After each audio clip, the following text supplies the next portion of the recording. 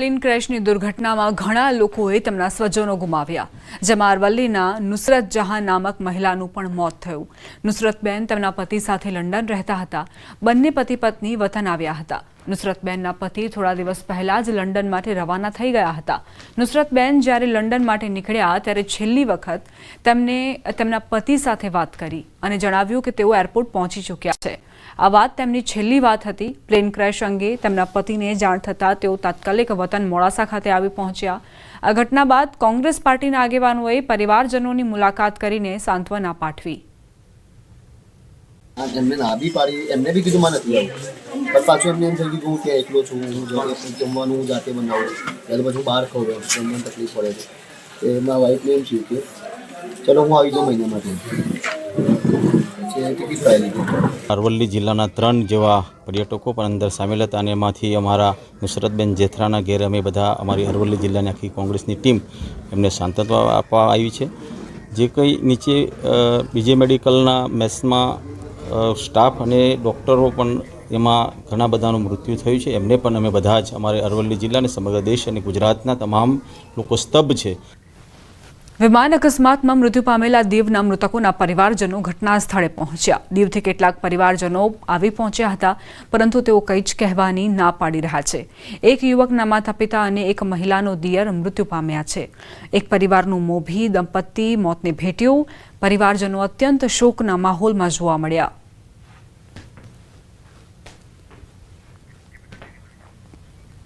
દીવ દમણના સાંસદ ઉમેશ પટેલે ખાસ અપીલ કરી. વિમાન દુર્ઘટનાગ્રસ્ત મૃતકોના મૃતદેહ જલ્દી મળે તેવી સાંસદે અપીલ કરી. 3 દિવસ જેટલો સમય વીતી ચૂક્યો છે, ત્યારે પરિવારજનો પણ ચિંતિત છે. તેથી જલ્દીથી મૃતદેહ મળે તો અગ્નિ સંસ્કાર કરી શકાય. નોંધનીય છે કે દુર્ઘટનામાં 15 લોકો શિકાર બન્યા, જેમાં 14ના મોત થયા છે, જ્યારે એક વ્યક્તિ જીવિત છે. 15 જેટલા નાગરિકો પણ આ ગમખાર દુર્ઘટનાના શિકાર બન્યા, જેમાં 14 જેટલાની ડેથ થઈને એક જે બચ્યો છે એ પણ અમારા જ કોન્સ્ટિટ્યુન્સીનો છે. તો હું એ જ કહીશ કે આ દુર્ઘટના ખૂબ જ દુઃખદ છે. એમના પરિવાર ખૂબ જ આહત અને દુઃખી છે. અમને સવાલ એ છે કે એમના પરિવારોને બોડી જલ્દીથી જલ્દી મળે, કારણ કે આજે 2-3 દિવસ થઈ ગયા છે. લોકો ખૂબ જ દુઃખી થઈ રહ્યા છે, ખૂબ જ પરેશાન થઈ રહ્યા છે. તો જલ્દીથી જલ્દી પ્રક્રિયા પૂરી થાય અને એમના પીડિત પરિવારોને આ જે પણ મૃત પામ્યા છે એમની બોડી મળે અને એમનો અગ્નિ સંસ્કાર થઈ જાય, જેથી થોડી પીડા એ લોકોને ઓછી થાય. પ્લેન ક્રેશમાં આણંદના 33 મુસાફરો અકાળે મોતને ભેટ્યા. ખંભાતના દંપતીનું પણ દુર્ઘટનામાં મોત નીપજ્યું. દીકરી અને દીકરાને લંડન મળવા જતા હતા દંપતી અને કાળનો કોડિયો બની ગયા. હેમંત પંડ્યા અને નેહા પંડ્યાના મોતના સમાચાર મળતા ખંભાત ચોક વિસ્તારમાં શોકનો માહોલ છવાયો. તેમના પાડોશીઓએ દુઃખ વ્યક્ત કર્યું. અમને મળીને લંડન જવા નીકળેલા અને લંડનમાં એમની ઓલરેડી એમના દીકરી છે, ડોટર છે, એ 3 વર્ષથી ત્યાં છે લંડનમાં, અને 1.5 વર્ષથી છોકરો એટલે હેમંતભાઈનો દીકરો ત્યાં છે, અને 2 ભાઈ બહેન સાથે રહે છે. અને અમને સવારે મળીને ગયા કે હું મારા દીકરાને અને દીકરીને મળવા જઈએ છે. આ બધું બહુ ખોટા સમાચાર મળ્યા. હવે અમારે ભગવાન કરે એમના આત્માને શાંતિ આપે. અંગે સિવિલના આસિસ્ટન્ટ સુપ્રિન્ટેન્ડન્ટનું નિવેદન. અત્યાર સુધી 9 ડીએનએ સેમ્પલ મેચ થયા. ડીએનએ મેચ થયેલ પહેલો મૃતદેહ પરિવારને સોંપાયો. ખેડાના પૂર્ણિમા બહેનનો મૃતદેહ સોંપાયો. બીજો મૃતદેહ સાંજે અથવા આવતીકાલે સવારે આપવામાં આવશે. અમારી પાસે 6 મૃતકોના ડીએનએ પ્રોફાઇલિંગ ચાલુ થયા હતા. હવે એનાથી વધુ થઈને અત્યારે બીજા 3ના ડીએનએ પ્રોફાઇલિંગ અને મેચિંગ થઈને આવેલું છે. આજે સવારના જે પ્રોફાઇલિંગ હતા એમાં જે પહેલા નંબરનું પેશન્ટ હતું એના પેશન્ટને એના સગાને એ જ અમારા મૃતકના અવશેષો આપી દેવામાં આવ્યા છે. ધરતીનું કલ્ચર માણવા આવેલા 2 વિદેશી યુવાનો માટે આ પ્રવાસ અંતિમ સાબિત થયો. યુકેથી આવેલા ગ્રીનલોફ યોંગલ અને જયમીર મેક ગુજરાત પ્રવાસે આવ્યા હતા, પરંતુ અમદાવાદમાં થયેલી વિમાન દુર્ઘટનામાં તેમનું દુઃખદ અવસાન થયું છે.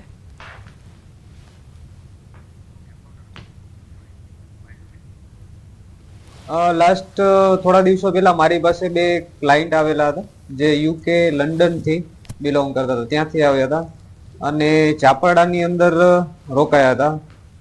એ થોડા દિવસો પહેલા મારી પાસે ટેટુ કરાવવાની ને એના માટેનું થોડું કઈ કોન્ટેક્ટ એને મારો કર્યો હતો, અને એ પછીથી એ મારા સ્ટુડિયો ઉપર આવેલો. અમે ટેટુ ડિસ્કસ કરી અને ત્રાજવું જે કહેવાય આપણું સંસ્કૃતિનું, જૂની સંસ્કૃતિના ત્રાજવા છૂંદણા જે કહેવાય એના માટેનું એને ટેટુ સિલેક્ટ કરી અને એનું અમે ટેટુ બનાવ્યું હતું. જિલ્લાની ધરતીની ઓળખ સિંહ અને ઘઉં તરીકે ટેટુમાં ઉતારવાનો અનોખો પ્રયાસ. જૂનાગઢના ટેટુ આર્ટિસ્ટ તુષાર ખેમાણીના જણાવ્યા અનુસાર અકસ્માતના ફક્ત 2 દિવસ પહેલા વિદેશી યુવાનોએ ભારતીય કલ્ચરથી પ્રભાવિત થઈ ટેટુ બનાવડાવ્યું હતું. ટેટુઇંગ દરમિયાન થોડી વાતચીત થઈ, અમારે થોડી મિત્રતા બંધાઈ. એ અહીંયાથી સારી એવી મેમરી લઈને ગયા અને બીજા થોડા 2 દિવસ પછી 12 તારીખે બપોરે મને થોડા ન્યૂઝ મળ્યા કે આવી રીતથી જે આ વસ્તુ બની છે, પ્લેન ક્રેશ થયું છે અમદાવાદમાં. જેમાં પછી મેં આ વસ્તુ જોઈ કે આ બંનેનું પેસેન્જર લિસ્ટમાં નામ હતું, એટલે તેથી મને કન્ફર્મ થયું કે આ બંનેનું બી આમાં ડેથ થયું છે. થોડું દુઃખ થાય છે કે બે સારા એવા મારા મિત્રતા જ બંધાઈ ગઈ હતી, જે હવે આ દુનિયાની અંદર નથી રહ્યા. મિત્રતાના 2 દિવસ અને યાદો માત્ર શોકમાં રહેશે. વિદેશી યુવાનોએ ટેટુ કરાવતા સમયે ગુજરાતની મહેમાન નવાઝી અને કલ્ચરની પણ પ્રશંસા કરી હતી, પરંતુ આજે તેમને યાદ કરતા જૂનાગઢના લોકોએ દુઃખ વ્યક્ત કર્યું. એકનું નામ હતું ફિયોંગલ અને બીજાનું નામ જેમી હતું. એ આપણા અહીંયા સૌરાષ્ટ્રની અંદર ચાપડા પાસે આશ્રમ છે, ત્યાં રોકાયા હતા 4-5 દિવસ, અને આપણી અહીંયાની સંસ્કૃતિ, મેડિટેશન એના વિશે થોડું પ્રભાવિત થઈને વધુ રોકાયા હતા. ટેટુમાં શું શું તમને ત્રાજવામાં શું શું દોરાયું છે? હા, એમને મારી પાસે ટેટુની અંદર ત્રાજવાની અંદર શું કહેવાય, ઘઉં, લાયન અને થોર, ટૂંકમાં જે કહેવાય કેક્ટસ, એ ટાઈપનું એમને સિલેક્ટ કર્યું છે.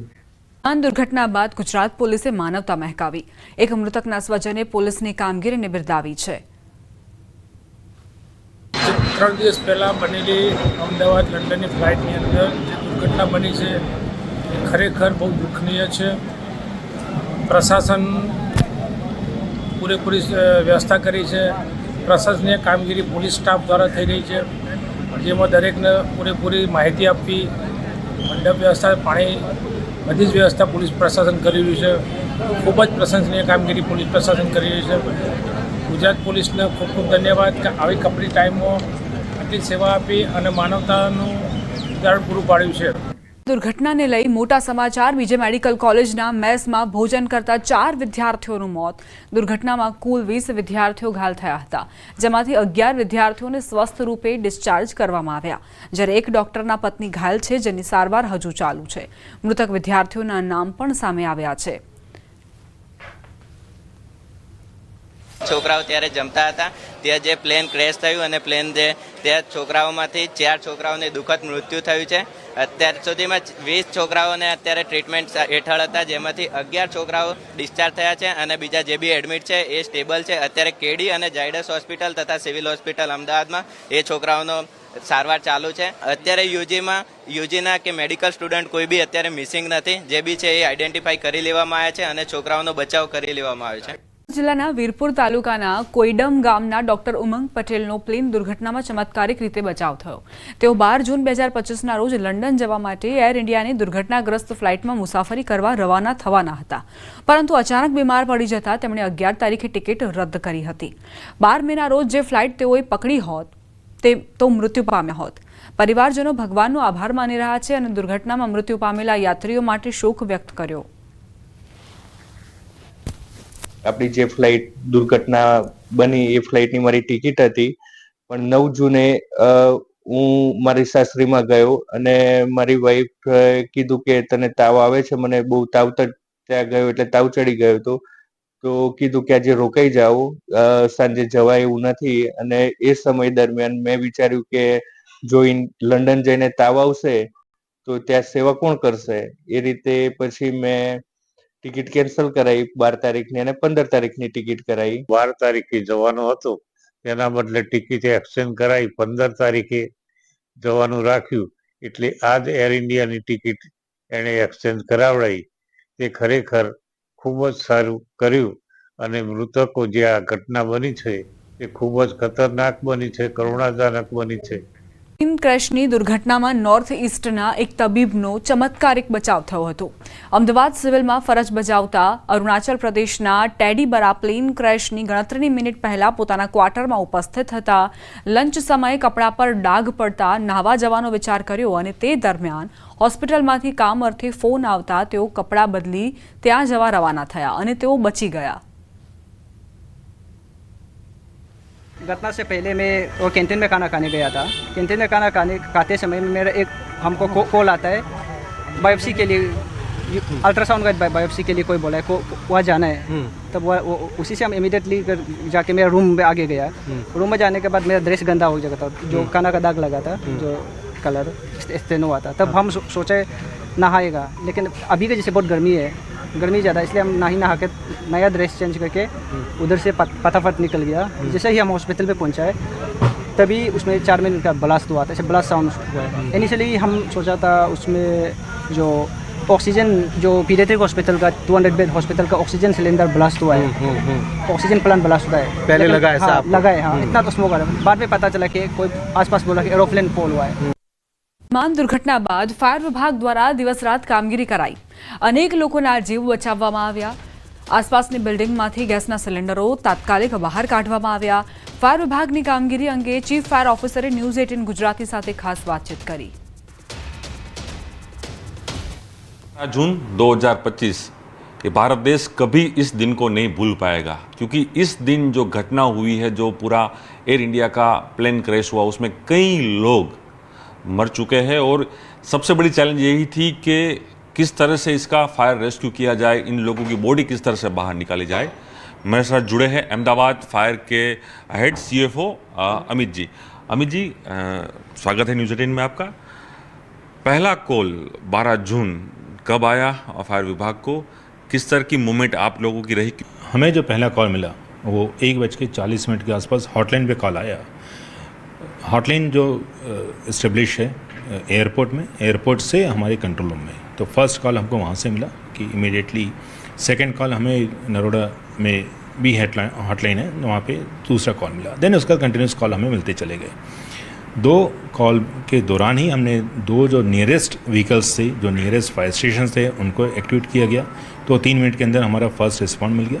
देन उसके बाद ऑफिसर्स और बाकी व्हीकल्स रिस्पॉन्ड शुरू हो गए.